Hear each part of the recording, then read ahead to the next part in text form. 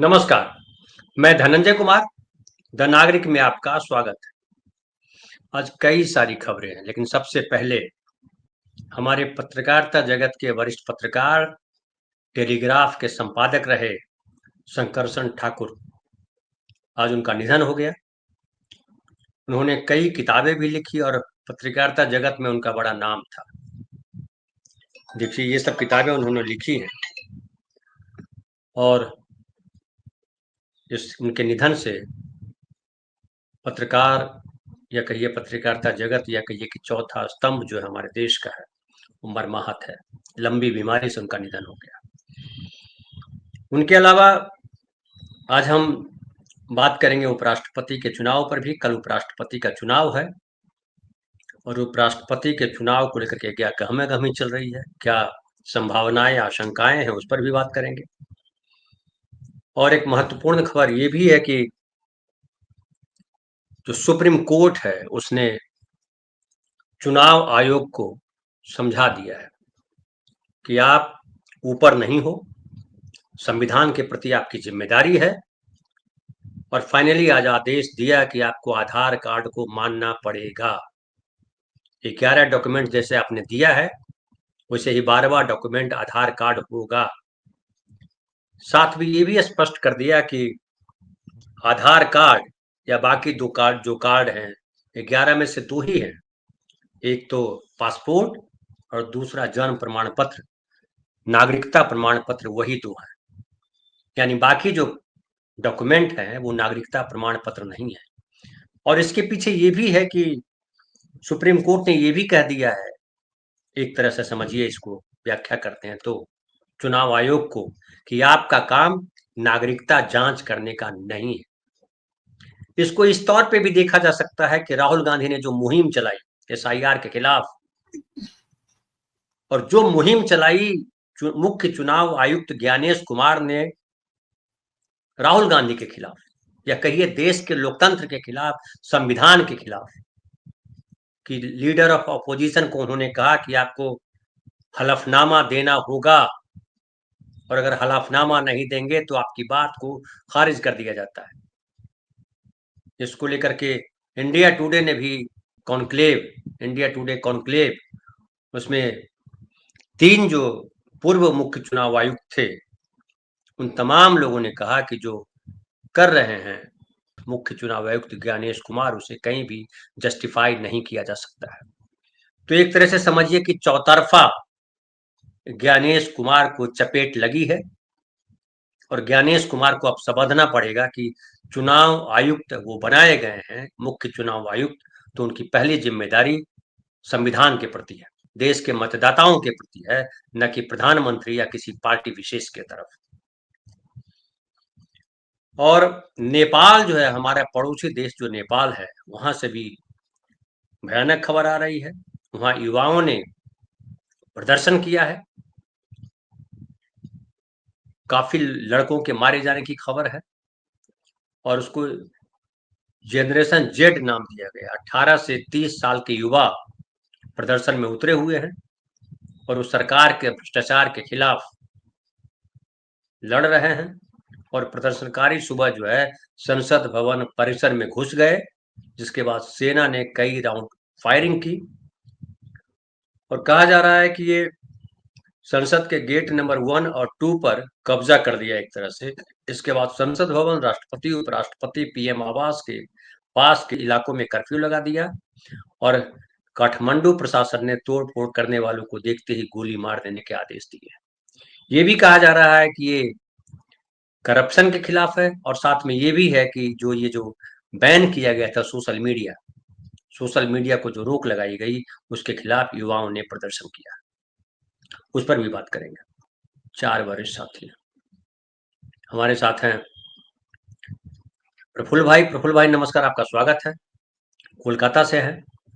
हमारे साथ हेमंत भाई है। हेमंत भाई नमस्कार, आपका स्वागत है, आप पटना से हैं।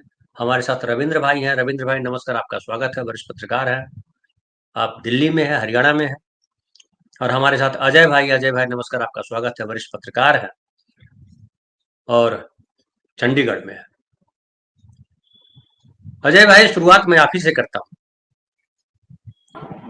सुप्रीम कोर्ट ने जो कहा है उसको आप किस तरीके से देखते हैं? क्या इसको माना जाए कि जो एक मुहिम चलाई राहुल गांधी ने उसको जस्टिफाई किया है? क्या कहा जाए कि संविधान का सबक जो है चुनाव आयुक्त को सिखाया गया है? क्या कहा जाए कि चुनाव आयुक्त की अकड़ जो है अब कम होगी?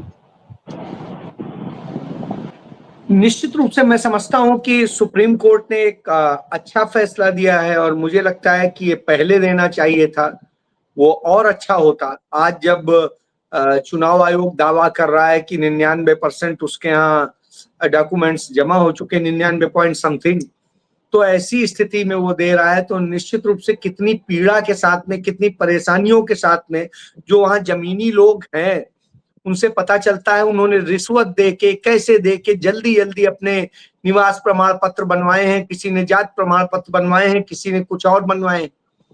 तो ऐसी स्थिति में यह अच्छा होता है यदि शुरुआत से ही रखते हैं। और क्यों, मैं इसके पीछे वजह है। जब 2009 में कांग्रेस ने आधार कार्ड नोटिफाई किया था और उसके बाद बनने की प्रक्रिया शुरू हुई, तो उसे रुकवाने के लिए सुप्रीम कोर्ट कौन गया था? ये आरएसएस से ही कई लोग गए थे और इन्होंने बाधा डाली थी। जब चुनाव आयुक्त ज्ञानेश कुमार ने इसे वोटर आईडी से जोड़ने का काम शुरू करने की बात करी थी, तो भारत के लोगों के पर्याप्त आधार कार्ड ही नहीं बन पाए थे। टोटल जब कांग्रेस सरकार गई है तो 11.5% बने हुए थे। जो इसका क्या कहते हैं पूरा पायलट प्रोजेक्ट चलाया गया था वो महाराष्ट्र से ही चलाया गया था और महाराष्ट्र में इसको जिस तरह से जोड़ा गया, फिर उसके बाद डायरेक्ट बेनिफिट स्कीम से जोड़ा गया। लेकिन नरेंद्र मोदी, बीजेपी जिस तरह से इसको, नरेंद्र मोदी ने आने के बाद में इसे हर चीज में नोटिफाई किया। जब आप हर चीज में नोटिफाई कर रहे हैं तो साहब वोटर कार्ड में जो कि संसद से जो पास कानून है उसके तहत वो आधार कार्ड होगा चुनाव में, एक पहचान पत्र के रूप में, एक निवास प्रमाण पत्र के रूप में मान्य होगा, नागरिकता के रूप में नहीं है और नागरिकता होना भी नहीं चाहिए। लेकिन पहचान प्रमाण पत्र और निवास प्रमाण पत्र के तौर पे वो प्रमाणित है। तो ऐसे में आप उसकी यदि मान्यता एक अपने एग्जीक्यूटिव ऑर्डर से रोकते हैं तो आप निश्चित रूप से कोई धांधली कर रहे हैं। और यदि आप ये कहते हैं कि लोगों ने फर्जी बनवा लिए हैं तो फिर तो इसका मतलब है नरेंद्र मोदी की सरकार के अधीन आता है यूआईडी। तो ऐसी स्थिति में नरेंद्र मोदी ने, इसका मतलब है फर्जीवाड़ा किया है, गृह मंत्रालय के अधीन आता है तो इसका मतलब अमित शाह ने फर्जीवाड़ा किया है। और नागरिकता चेक करने का अधिकार जो है, नागरिकता प्रमाणित करने का अधिकार चुनाव आयोग को नहीं है। चुनाव आयोग सिर्फ इतनी बात पूछता है कि क्या आप भारत के नागरिक हैं, तो आप लिखते हैं हाँ हम नागरिक हैं। यदि उसे किसी के बारे में शक होता है कि वो नागरिक नहीं है तो वो उसके बारे में जांच करने के लिए संबंधित प्राधिकारी को लिखता है। प्राधिकारी और उसका तब तक के लिए सस्पेंड करता है, उसे नोटिस जारी करता है कि आप दस्तावेजों द्वारा प्रमाणित करें। तो दस्तावेज हर कोई अपने देता है। तो ऐसी स्थिति में यदि दस्तावेज गलत है तो उसकी एफआईआर अलग होगी और यदि नागरिकता उसने फर्जी तरीके से बनाई है तो गृह मंत्रालय तय करेगा। चुनाव आयोग कैसे तय कर सकता है? तो सबसे बड़ी बात है, चुनाव आयोग अपने आप को भारत के मतदाताओं का या भारत के नागरिकों का भगवान बन के बैठ गया कि कौन नागरिक होगा कौन नहीं होगा हम तय करेंगे। नहीं, आप नहीं तय करेंगे। आप हर नागरिक को वोट डालने का अधिकार देंगे जो संविधान देता है और आपने वह छीनने की कोशिश की है। तो जो ये छीनने की साजिश की गई है उसके खिलाफ लड़ाई थी जो संविधान हर व्यक्ति को प्रदान करता है। आप पहले यदि चुनाव के समय का ही देख ले तो उस समय तो यही कहा जा रहा था ना, आइए नाम लिखवाइए, पिता का नाम लिखवाइए और जाइए, बस इतना ही कर दीजिए और उस पर जोड़ा जा रहा था। आज ये स्थिति है, कैसे हम काट दें, आप अपना नैरेटिव बीजेपी का सेट करने के लिए हम कैसे आपको घुसपैठिया घोषित कर दें, यह गेम प्लान हो रहा है। तो साहब घुसपैठिया यदि है तो भी नरेंद्र मोदी सरकार जिम्मेदार है, और यदि इस तरह कोई फर्जीवाड़ा हुआ है तो वहां राज्य की भी सरकार जिम्मेदार है। तो इन सारी स्थितियों में आप अथॉरिटी को एड्रेस कीजिए ना, नागरिक से आप कैसे कर सकते हैं? तो नागरिक का जो आप हक छीनने की कोशिश कर रहे थे, उसमें एक ये सुप्रीम कोर्ट के ऑर्डर से ब्रेक लगा है, और मैं समझता हूं ये एक करारा तमाचा है ज्ञानेश कुमार गुप्ता के, जो उस साजिश में भाजपा का साझीदार बन रहा था। जी जी जी, ठीक है, बहुत बढ़िया। हम एक बात बताना अपने साथियों को भूल ही गए, हालांकि जानते हैं सब लोग कि अजय भाई पत्रकार, हम लोग तो पत्रकार के तौर पे ये पत्रकारिता में ही काम किया उन्होंने, लेकिन अजय भाई जो है बड़े अच्छे वकील भी हैं, उन्होंने वकालत की पढ़ाई की है और इन तमाम मसलों को जानते हैं बड़ी अच्छी तरह से। ये मैं बताना भूल गया था। मैं आता हूँ हेमंत भाई आपके पास। क्या असर पड़ता देख रहे हैं बिहार में, इसका क्या असर पड़ेगा? हमारे एक साथी हालांकि लिख रहे हैं पंकज भाई कि ये फैसला केवल बिहार के लिए दिया गया है, लेकिन फैसला बिहार के लिए नहीं होता है, पूरे देश में लागू हो जाएगा। लेकिन हेमंत भाई इसका क्या असर देखेंगे? क्या राहुल गांधी को इसको बूस्ट मिलेगा? राहुल गांधी और तेजस्वी ने जो अभियान चलाया उससे क्या आप देख पा रहे हैं?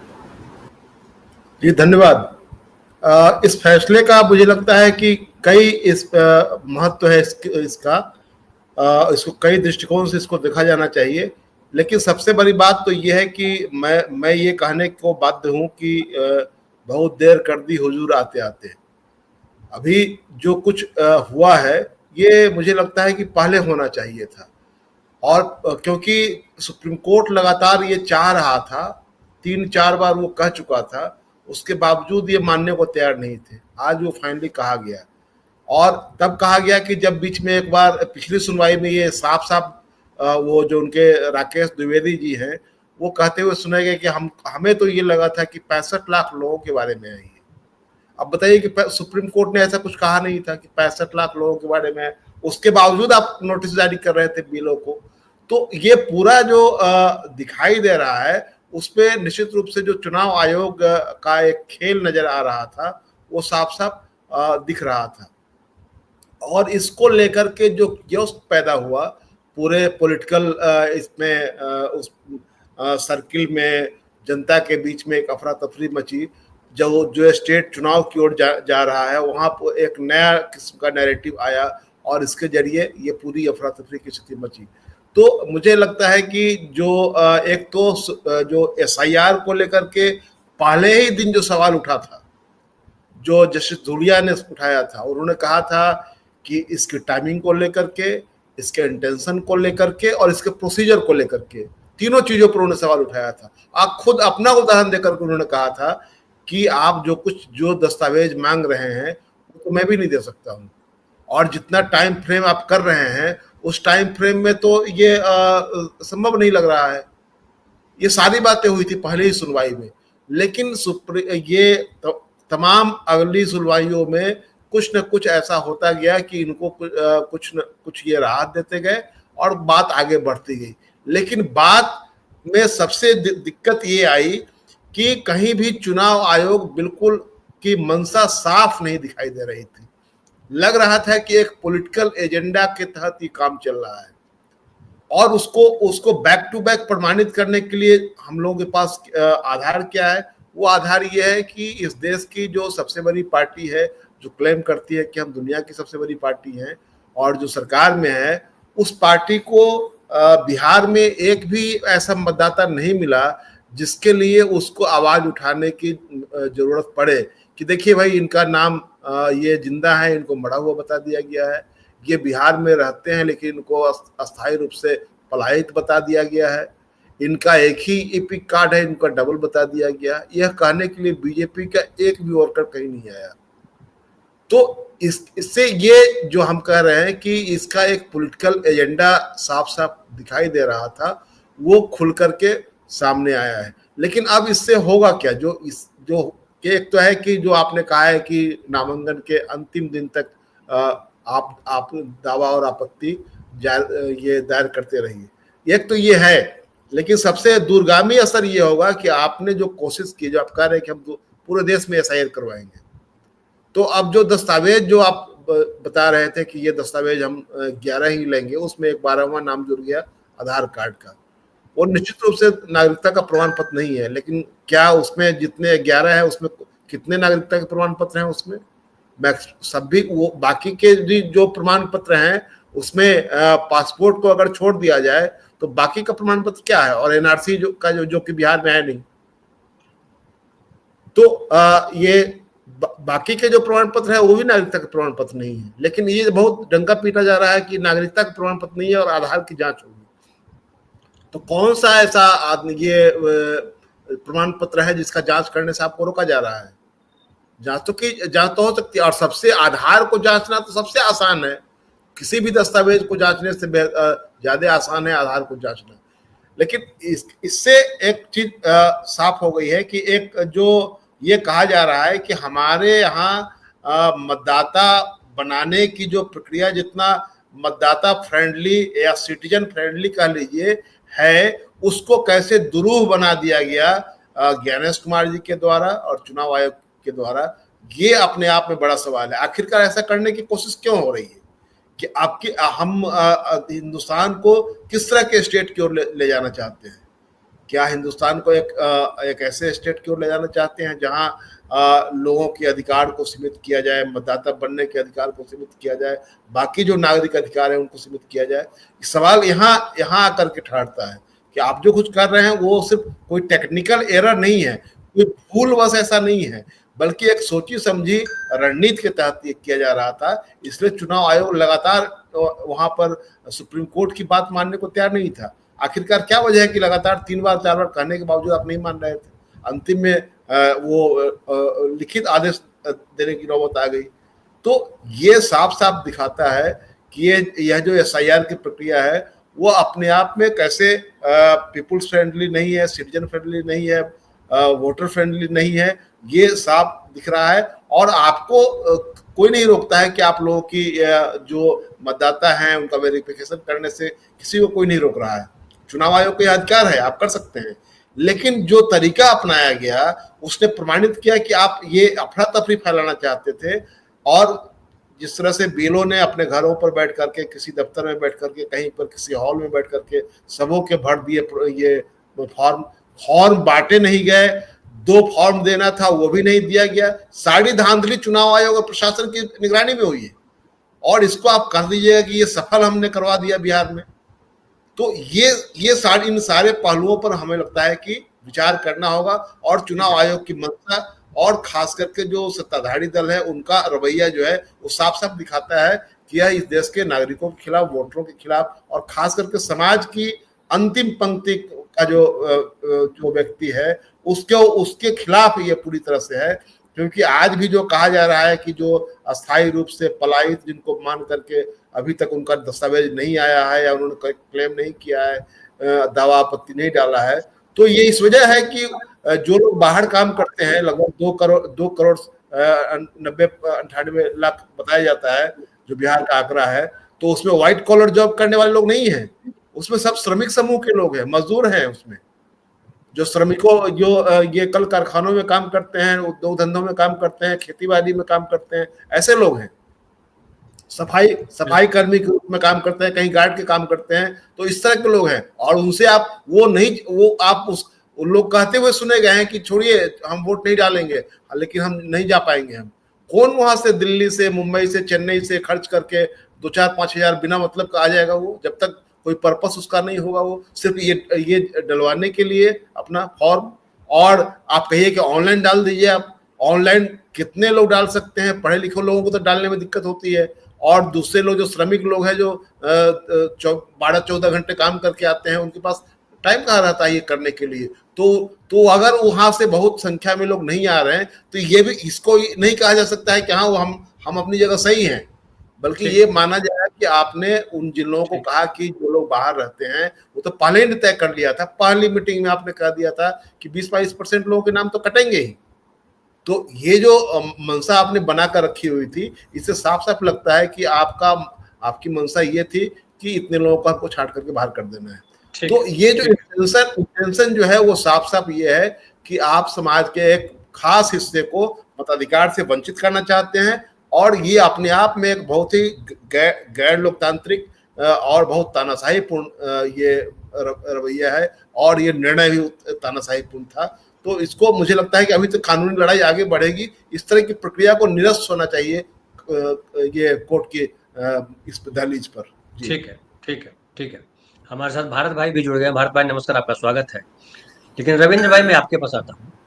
उपराष्ट्रपति का चुनाव कल होना है और एक ये भी खबर चल रही है, खास करके दैनिक भास्कर ने आज छापा है धनखड़ के करीबियों के हवाले से, कि धनखड़ साहब को पता नहीं था कि उनका इस्तीफा हो रहा है और उनसे जबरन इस्तीफा लिया गया।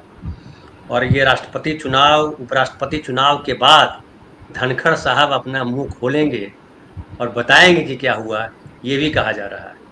और कहा जा रहा है कि ये सब इसलिए हुआ कि धनखड़ साहब जो है, जो शिष्टाचार है उसको कह रहे थे मानने के लिए। सबसे पहले राष्ट्रपति है, उसके बाद उपराष्ट्रपति है, उसके बाद प्रधानमंत्री है, लेकिन उनको जो इज्जत मिलनी चाहिए थी प्रोटोकॉल के तहत वो नहीं मिल रही थी। और ये भी कहा जा रहा है कि एक बार जो है उन्होंने अमित शाह जी को किसी बात पे डांट दिया था कि अमित शाह जी ये सीरियस मैटर है, दांत मत दिखाइए। और तमाम चीज़ें जमा होती चली गई और फाइनली जो है ये भी कहा जा रहा है कि वो आरएसएस के तरफ होते जा रहे थे, आरएसएस की तारीफ भी करने लगे थे, लेकिन आरएसएस ने इस मामले में उनकी मदद नहीं की।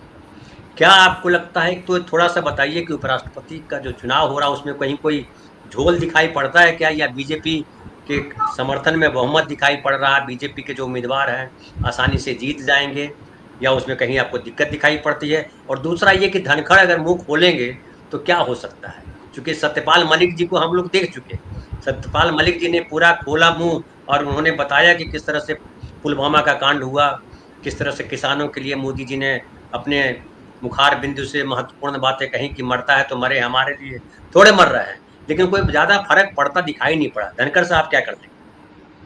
जी नमस्कार धनंजय भाई। अगर जगदीप धनखड़ मुंह खोलेंगे और ये तमाम बातें जो हम लोग चर्चा कर रहे हैं इनमें अगर वो इन बातों को जनता के सामने रख देंगे तो हिंदुस्तान की राजनीति में भूचाल आ जाएगा। और जो हम लोग चर्चा करते हैं कि भाई लोकतंत्र खतरे में है, ये खतरा एक और 2-3 पायदान एक साथ ऊपर चला जाए। क्योंकि अगर ये घटना वाकई में सही होगी कि जगदीप धनखड़ को इस्तीफा दिया और उनको मालूम ही नहीं था कि ऐसा हो गया, तो इसके बाद हम लोगों को फिर इस तरह की चर्चा करने की कोई जरूरत नहीं है कि इस देश में लोकतंत्र बचा कि नहीं। लेकिन जगदीप धनखड़ मुंह खोलेंगे, मुझे इस बात पर तो संभावना बड़ी कम लग रही है, क्योंकि जिस तरह का व्यक्तित्व जगदीप धनखड़ का है वो लड़ने वाला नहीं है। वो हमेशा सबके साथ मिलजुल के चलने का उस तरह का उनका व्यक्तित्व रहा है और थोड़ा सा अवसर की तरफ वो ध्यान देते हैं, अवसरवादी। जहाँ लेकिन देखिए जीवन तो गोल है ना सर, जहां से अपनी राजनीति शुरू करी आप आखिरी राजनीति के अंतिम पड़ाव पर वहीं पहुंच गए। देवीलाल परिवार से पॉलिटिक्स शुरू हुई और आखिरी में आसरा वहीं लिया है। तो ये इसमें जो सबसे महत्वपूर्ण है यही है कि जगदीप धनखड़ ने अगर कभी सोच लिया, तो अगर वो कहीं सोचेंगे तो मुझे लगता है सरकार जाने के बाद ही सोचेंगे। इस सरकार के रहते तो उनके सोचने की शायद शक्ति, अभी स्मरण शक्ति कमजोर है। क्योंकि जो व्यक्ति अब घर से निकल ही नहीं पाया हो, आज तक ट्वीट भी नहीं कर पाया हो, वो क्या ही बोलेगा। और चलिए हमको ना बताएं।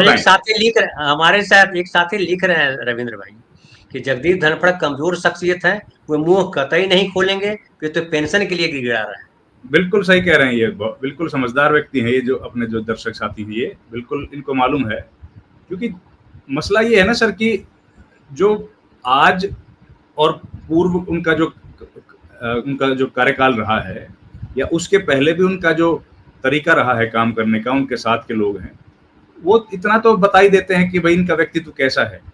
और ये तो अलग एक बहुत ही बड़ा और अलग मसला है।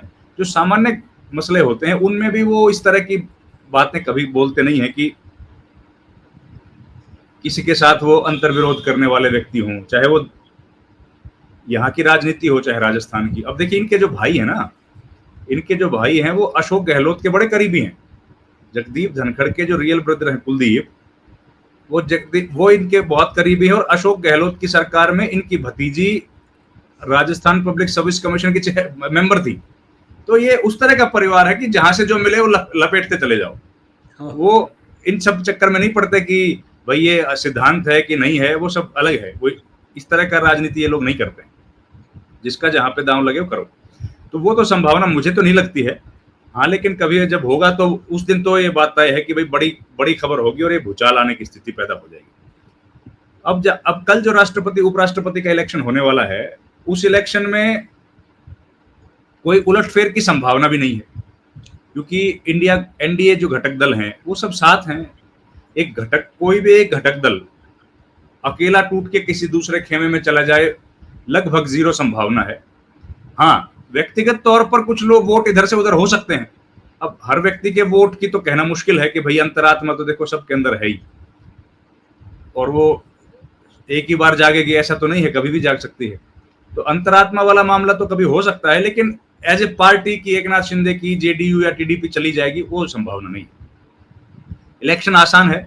बीजेपी को एक ही चैलेंज है कि जगदीप धनखड़ के बराबर तो वोट मिलना नहीं है सीपी राधाकृष्णन को, तो उनसे कितना कम मिले, और जो फ्लूइड वोट है या जो वोट किसी के साथ भी जुड़ा नहीं है। अभी तो देखिए 2 पार्टीज ने तो बोल ही दिया, टीआरएस ने और टीडीपी बीजू जनता दल ने, कि हम लोग तो वोट नहीं डालेंगे। तो अब जो लोग बचे हैं जो अनअटैच्ड हैं किसी भी गठबंधन के, उन वोटों को अपनी तरफ खींचने की पूरी कवायद इनकी है।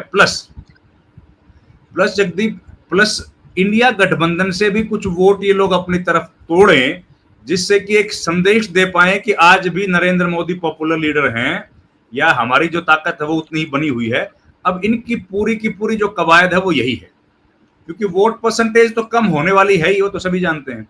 और वोट परसेंटेज कम होगी तो जाहिर है विपक्ष को एक हथियार मिलेगा ये कहने के लिए कि भाई नरेंद्र मोदी की ताकत कम हो रही है, और इनका परसेंटेज ऑफ वोट था और जो गैप था, जीतने का जो अंतर था, वो काफी घट गया है। तो वो संभावना है। इसलिए कांग्रेस पार्टी या जो इंडिया गठबंधन है, वो कोई बहुत ज्यादा अपनी जीत के प्रति कोई फ्लोर मैनेज करता हुआ दिखा हो, ऐसा भी कहीं नहीं हुआ। बहुत सामान्य तरीके से उन्होंने इलेक्शन लड़ा है, अपनी बातों को रखा है। लेकिन बीजेपी अंदर खाते इस तरह से खूब खबरें आई है कि उन्होंने कई लोगों को कोशिश की है बात करने की। रविंद्र भाई, एक और बात चली कि जो भोज कैंसिल किया गया, जो पूर्व संध्या पे भोज दिया जाना था, नड्डा साहब जो भोज देने वाले थे, प्रधानमंत्री भोज देने वाले थे, वो भोज कैंसिल किया। उसके पीछे कुछ न कुछ था कि कहीं एक्सपोज न हो जाए चुनाव से पहले। देखिए भाई, अब ये खबरें तो हमने भी पढ़ी हैं, लेकिन अब मैं वही, जब अगले दिन सवेरे सब लोग कार्यशाला में पहुंच गए तो रात में क्या ही दिक्कत आनी थी। बिल्कुल इतना ज्यादा असरदार की बात नहीं है, क्योंकि रात का ही समय था बस। और थोड़ा सा खराब तो लगता अगर भोज करते, अगर वो रीजन जो बता रहे हैं कि जी, बाढ़ आई है और वो सब समस्याएं हैं हिमाचल में भी, मुझे लगता है वो खराब लगता। लेकिन अगर ऐसा कुछ होता तो रात का जो डर था वो सवेरे भी बरकरार रहता। अगले दिन सवेरे 10 बजे सब लोग पहुंच गए। 10 बजे तो सारे लोग पहुंच ही गए थे। आज तो सारे एनडीए के साथी वहां पर थे, इनके जितने भी हैं। तो अब उसमें देखिए, ऑफिशियली नहीं है, लेकिन खाना तो खाएंगे ना, बिना खाए थोड़े जाएंगे। तो अब ये क्या है धनंजय भाई, कि अब बीजेपी के वोट इधर से उधर होंगे, उसके तो संभावना देखिए मुझे तो लगती कम है। हाँ, लेकिन 2-4 वोट भी अगर किसी के भी इनमें से हो गए तो वो एक बड़ा चैलेंज होगा बीजेपी के लिए या एनडीए के लिए, वो स्थितियां खराब हो जाएंगी। तो उसकी संभावना भी थोड़ी सी कम। जी जी जी। मैं आऊंगा प्रफुल्ल भाई आपके पास, लेकिन आपके पास आने से पहले एक थोड़ा सा छोटा सा वीडियो भी दिखाऊंगा। और हमारे एक साथी हैं, वो कह रहे हैं कि राजेश शुक्ला जी कह रहे हैं, मुझे समझ में नहीं आ रहा था कि ज्ञानेश गुप्ता की हैकड़ी कैसे निकली। वोटर लिस्ट तैयार हो चुकी, कटे हुए 65 लाख वोटर अंधेरे में है, तो बदलेगा क्या? कायदे से SIR को आगे बढ़ाकर चुनाव बाद करना चाहिए था। नहीं नहीं नहीं, आप जो हमने शुरुआत में हमने बोला वो आपने लगता नहीं सुना। हैकड़ी निकलने का मतलब क्या होता है? अगर आपने सुना हो, मैं सुनाया नहीं अभी, क्योंकि इंडिया टुडे ने अपने वीडियो से जारी किया है। उन्होंने कहा था कि राहुल गांधी को हलफनामा देना होगा, नहीं तो उनके सारे आरोप जो है खारिज। एक ये, उस पर भी तमाम जगह देश में बहस चल रही है। उस कॉन्क्लेव में जो है पूर्व मुख्य चुनाव आयुक्त ने भी उनको लपेटा उसमें। सुप्रीम कोर्ट की जहां तक बात आती है, सुप्रीम कोर्ट ने कहा कि आधार कार्ड मानना होगा, स्वीकार करना होगा। एक दूसरा 30 सितंबर तक जो है आप जारी करना होगा। पहले 1 सितंबर को वोटर लिस्ट जारी करना था, अब 30 सितंबर को होगा। साथ ही जितने लोग जो सक्षम है वो आधार कार्ड सबमिट करेंगे, उनका नाम जुटेगा। इसलिए हैकड़ी निकल गई। वो जो कह रहे थे कि हम जो कर रहे हैं नागरिकता का प्रमाण पत्र देना पड़ेगा, वो खारिज कर दिया एक तरह से चुनाव आयोग ने, ये सुप्रीम कोर्ट ने। बाकी अगर अजय भाई रहेंगे तो हम उनसे समझेंगे। यार प्रफुल्ल भाई, ये नेपाल में जो हो रहा है, मैं वीडियो दिखाता हूँ।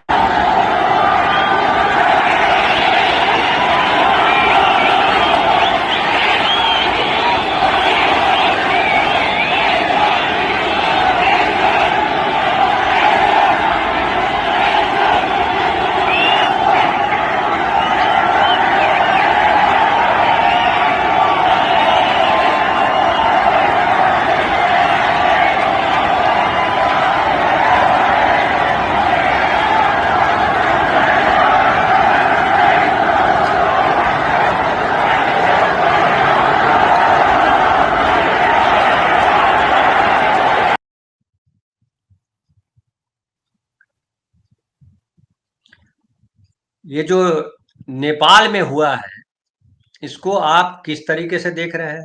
एक तो ये हमारे कुछ साथी लिख रहे हैं कि ऐसा हिंदुस्तान में भी होना चाहिए। हालांकि हम नहीं चाहेंगे कोई हिंसा की घटना हिंदुस्तान में हो, सड़कों पर लोग आए, विरोध करें और कहें कि गलत हो रहा है। बिल्कुल सही। एक साथी लिख रहे हैं कि सुपर प्रसाद लिख रहे हैं कि नेपाल के युवा आंदोलन तो कर रहे हैं, यानी वे जिंदा नागरिक हैं। और एक और साथी लिख रही थी, वैशाली जी लिख रही थी कि नेपाल के जैसा भारत में कब होगा। ये जो नेपाल में हो रहा है, पहले बांग्लादेश में हुआ, इसके पहले बांग्लादेश में हुआ, इसके पहले श्रीलंका में हुआ। हमारे आसपास की स्थितियां बहुत अलग नहीं। क्या आपको लग रहा है कि नेपाल में जो हुआ वो किस लिए हुआ? क्योंकि आप नेपाल को भी करीब से जानते हैं, मधुबनी में रहने वाले हैं, आप कलकत्ता में रह रहे हैं, और इसका क्या इम्पैक्ट भारत में हो सकता है? देखिए, नेपाल, सभी को नमस्कार। नेपाल और भारत का तो संबंध बहुत ही पुराना है और ऐतिहासिक है।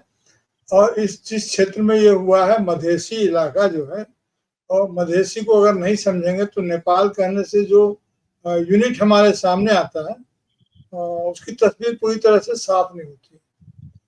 तो ये मधेसी इलाका में आंदोलन हुआ है, और जो जेन जेड या जेन जे जिसको कह रहे हैं, ये लोग जनरेशन जो 28-30 से कम उम्र के हैं और 17-18 से ऊपर के हैं, तो ये यंग लोगों का है। देखिए, यंग लोगों में क्या होता है कि ये मुख्य रूप से रोजी रोजगार का, असल में इसके पीछे समस्या है रोजी रोजगार का।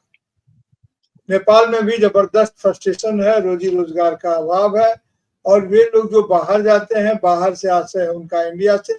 नेपाल की आबादी कितनी है? नेपाल की आबादी तो मैं समझता हूँ 3-4 करोड़ से ज्यादा की आबादी उनकी नहीं होगी। तो 3-4 करोड़ की आबादी है उनकी, और बिहार की आबादी का 1/4 ही है। तो ये आबादी के हिसाब से भी देखिए तो वो लोग जो बाहर जाते हैं उनको बातचीत में एक जो संसाधन का मामला है वो खत्म हो जाता है।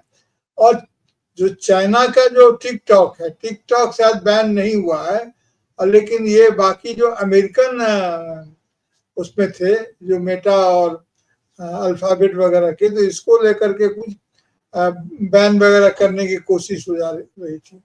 तो मुझे लगता है कि इसमें भारत, और ये भारत बोल रहे, इसमें चीन और अमेरिका का भी कुछ न कुछ संबंध तो है।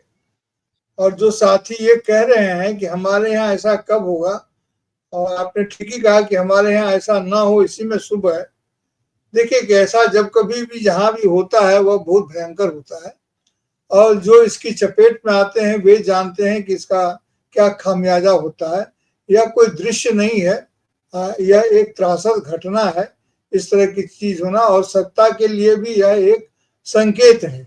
इसके पीछे भ्रष्टाचार की भी कहानी बताई जा रही है, लेकिन यंग लोग, जो कम उम्र के लोग होते हैं, उन पर दायित्व तो कम होता है, वो पारिवारिक दायित्व भी कम होता है, और वे शारीरिक रूप से भी सक्षम होते हैं। तो उन्होंने जो है सो इस ढंग का उन्होंने विद्रोह किया है, और नेपाल में भी हुआ, इसके पहले बांग्लादेश में हुआ। हमारे आसपास धीरे धीरे ये स्थिति काफी गहरी होती जा रही है। हमारी सरकार के लिए भी ये चिंता का विषय तो होना चाहिए, इसलिए कि हमारे नेपाल के साथ हमारा सीमा बिल्कुल खुला हुआ है, ओपन बॉर्डर सिस्टम है, और हम लोग के इलाके से, मधुबनी वगैरह से तो आप जानते हैं आज शंकरसन ठाकुर की आप मुझे लगता है जहां तक 1700 किलोमीटर के आसपास नेपाल और भारत की सीमा है। जी जी जी, आपने शुरू में ही शंकरसन ठाकुर की चर्चा की, वो भी उनका घर भी बिल्कुल ही नजदीक था, वो भी मिथिला के थे। और संयोग ये था कि जिस साल हमारा जन्म, साल उनका भी जन्म हुआ था, और वे भी कलकत्ता आए और संडे पत्रिका में शुरू की।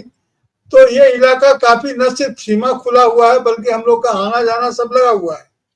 अब अगर बहुत ऐतिहासिक बात में जाए तो मधेसी का की जो समस्या है उसको अगर आप देखेंगे तो जो उसमें एक सुगौली पैक्ट हुआ करता था, तो उसके तहत नेपाल का वह हिस्सा भारत का स्वाभाविक हिस्सा भी माना जाता रहा है। शादी विवाह सभी संबंध रहे हैं, तो नेपाल में जो कुछ घट रहा है उसका असर भारत में तो पड़ेगा ही पड़ेगा, और निश्चित रूप से पड़ेगा। इसीलिए हमारी चिंता का विषय यह भी है कि वो भारत सरकार को उधर नजर रखनी चाहिए। जो सीमा सुरक्षा बल है उनकी तैनाती वगैरह तो हुई ही होगी, लेकिन ये है भयानक। और इसको अभी जो सत्ताधारी जो विश्व शक्तियां हैं, महाशक्ति, वे इसे प्रयोग के तौर पर देखती हैं और वे बार बार इसका इस्तेमाल, जैसे गणेश जी को कभी दूध पिलाया जाता है, उसी कायदे से वे जन विद्रोह भड़का करके अपनी मीडिया की ताकत को भी दिखाते हैं। तो अब सोशल मीडिया पर तो बराबर लगातार आक्रमण हो रहा है, भारत में भी यह कोशिश की जा रही है कि सोशल मीडिया को किसी प्रकार से काबू में लाया जाए। लेकिन अगर यह होता है तो कितना विस्फोटक हो सकता है, या कितना लोग इसके लिए मतलब विद्रोह की स्थिति में आ सकते हैं, यह सब देखने की बात है। 20 लोगों की जान चली गई है इस आंदोलन में, और ये अचानक भड़का है ऐसा भी नहीं है। और इसके पहले तो वहां के जो प्रधानमंत्री ओली साहब हैं, उन्होंने तो इस बात की घोषणा कर दी थी, उनको आभास था कि ऐसा कुछ हो सकता है, कारण उन्होंने कहा था कि हमारे खिलाफ कुछ षड्यंत्र किए जा रहे हैं। लेकिन अब भ्रष्टाचार के मामले में कई रिजिग्नेशन भी वहां हुए हैं, तो भ्रष्टाचार के खिलाफ भी था युवाओं का आक्रोश। देखिए, युवाओं का आक्रोश पहले के समय के, और एक और कारण है कि पुरानी पीढ़ी जो है उसमें इतनी इंटीग्रिटी नहीं बची है, इतना सेल्फ रिस्पेक्ट नहीं बचा है कि जो नए लोग होते हैं वो उनका सम्मान कर सके ढंग से। तो उनके खिलाफ अवज्ञा की मुद्रा में हमेशा रहते हैं। पहले जो एक सीनियर सिटीजन या बड़े लोगों, उम्र में बड़े लोगों का जो एक धाक हुआ करता था, हम लोग हिंदी में उसको धाक बोलते हैं बिहार में, वो धाक जो है सो नहीं बची है। अब वो चाहते हैं कि नहीं, इस हर प्रकार की व्यवस्था में शामिल हो। तो ये नेपाल का मामला है। और देखिए कि आगे क्या होता है। रही बात भारत में, आपने ये भी ठीक ही कहा कि चुनाव आयोग की हैकड़ी निकल गई। हैकड़ी तो निकल गई, निश्चित रूप से चुनाव आयोग जो चाह रहा था, अपनी सर्वोच्चता साबित करना चाह रहा था। तो मैं ये कह रहा था कि देखिए, हमारी जो है सो पहचान, हमारी नागरिकता हमारी पहचान का हिस्सा है कि नहीं, एक बुनियादी सवाल। हम जब हमारी पहचान, नागरिकता हमारी पहचान का हिस्सा है या नहीं है, और आधार कार्ड यदि हमारी पहचान का हिस्सा है तो नागरिकता को काट करके कैसे है? क्या विदेशियों का भी आधार कार्ड भारत में बनता है? अगर बनता है तो वैसा ही बनता है जैसा हमारा है, या उनका टेम्पोररी बनता है?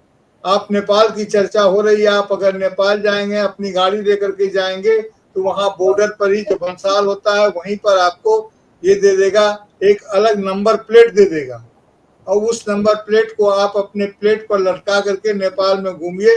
जितना दिन के लिए आपको गाड़ी लेकर जाना है, आप पुलिस स्टेशन में पुलिस परमिट लेकर के लिखवा करके चले जाइए, लेकिन नंबर प्लेट उनका रहेगा, आपका नंबर प्लेट नहीं रहेगा। और उनके नंबर प्लेट में हिंदी में लिखा रहता है, और ब्लू पर जैसे हम लोग का नाम लिखा हुआ है वैसे लिखा रहता है, उनके नंबर प्लेट का नंबर देवनागरी में। तो हर जगह की अपनी व्यवस्था होती है। तो मैं ये कह रहा था आपसे कि हमारी पहचान का हिस्सा हमारी नागरिकता है कि नहीं है। दूसरी बात ये कि हमारी नागरिकता का कौन सा ऐसा दस्तावेज है जो हमारी नागरिकता को प्रमाणित करता है? कौन सा ऐसा दस्तावेज है इसमें छल नहीं हो सकता, इसमें धोखा नहीं हो सकता है? तीसरी बात तो ये कि देखिए, संदेह को सामान्य नियम नहीं बनाया सकता है। जो सस्पिशन है उसको जनरल रूल की तरह उसका इस्तेमाल नहीं हो सकता है। किसी की नागरिकता पर अगर चुनाव आयोग को संदेह है तो उसकी जांच अलग से करवा ले।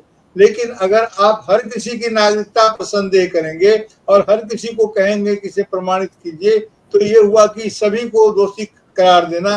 जैसे ये तो उसी तरह की बात हुई, अगर किसी गांव में कोई एक अपराध घटित होता है तो पूरे गांव को अपने निर्दोष होने का प्रमाण जमा करना होगा। ये पुलिस जांच में इस तरह का रवैया अपनाया जाता है कि उनके संदेह का घेरा बड़ा होता है और धीरे धीरे वो छोटा होता है, लेकिन वो जो संदेह का घेरा बड़ा होता है वो उनके आंतरिक जांच का मामला होता है और गोपनीय होता है। इस चुनाव आयोग ने इस पूरे क्रम में जो किया, ऐसा एसआईआर पहले कभी नहीं हुआ था। इसको ये एसआईआर बोल रहे हैं कि तमाम मतदाताओं का नाम वोटर लिस्ट से उसको स्क्रैप कर दिया जाए, उसको हटा दिया जाए। यह पहले कभी नहीं हुआ था, यह इस बार हो रहा है। अगर ऐसा है तो आज बिहार के जो मतदाता हैं वो स्क्रैप अगर हो गए तो नेशनल रूप से तो खुद जो चुनाव आयोग में जो लोग बैठे हुए हैं उनकी नागरिकता भी स्क्रैप हो गई, क्योंकि जो बिहार में नागरिकता अगर स्क्रैप हो रही है तो जो अलग अलग पदों पर जो बैठे हुए हैं उनकी जो है उनका वोटर लिस्ट में उनका नाम स्क्रैप हो गया, उनका नाम हट गया। तो वोटर लिस्ट में नागरिकता का प्रमाण पत्र नहीं है, आधार नहीं है, वोट वही दे सकता है जो नागरिक है। तो और जिन लोगों ने वोटर लिस्ट के आधार पर वोट दे करके सरकार बनाया वो सरकार तो वैध है, लेकिन वोट देने वाले लोगों का कार्ड या उनकी नागरिकता, तो ये काफी जटिल मामला है। इसको जानबूझ करके ऐसा उलझा करके रखा गया है कि 3-4% एरर की गुंजाइश सब जगह होती है। तो जैसे हमारे नोटबंदी के समय में था, 3-4% से ज्यादा हमारे पास ब्लैक मनी नहीं था, उसके लिए आपने पूरा का पूरा नोटबंदी करके देश का कवड़ा कर दिया। अगर 3-4% मान लीजिए कि बाहर से आ भी गए हैं, जिसको हम बोलते हैं कि घुसपैठिए हो गए हैं, हालांकि एक को भी आपने चिन्हित नहीं किया है, आपकी व्यवस्था ने न चिन्हित किया है न डिपोर्ट किया है, लेकिन फिर भी अगर ऐसा है भी तो पूरे के पूरे मतदाता सूची को स्क्रैप कर देना आपके गलत इरादों को सूचित करता है। और आज जो सुप्रीम कोर्ट में हुआ वो हुआ यह कि जो इस बात को कह रहे हैं कि उनकी हैकड़ी कैसे गई, उनको ये समझना चाहिए कि वो सुप्रीम कोर्ट ऐसे दस्तावेज की मांग कर रहा था जो अमूमन लोगों के पास होता नहीं है, और जो होता है उसे वो स्वीकार नहीं कर रहे थे। अब उन्हें उसको स्वीकार करना होगा। उनको पता नहीं है कि जो बीएलओ आधार कार्ड को अस्वीकार कर रहे थे उनको नोटिस जारी किया जा रहा था, उनको दंडित करने की कोशिश की जा रही थी। अब इस फैसले से उनको दंडित करने की कोशिश नहीं की जाएगी, और वो जो उनकी हैकड़ी है कि डरा कर धमका कर अगर उनको आधार कार्ड के आधार पर न माना जाए तो उस प्रक्रिया में रोक लगेगी। और वैसे जो चुनाव की बात है तो मुझे अभी भी संदेह है कि चुनाव जो है सो बिहार का समय पर होगा नहीं।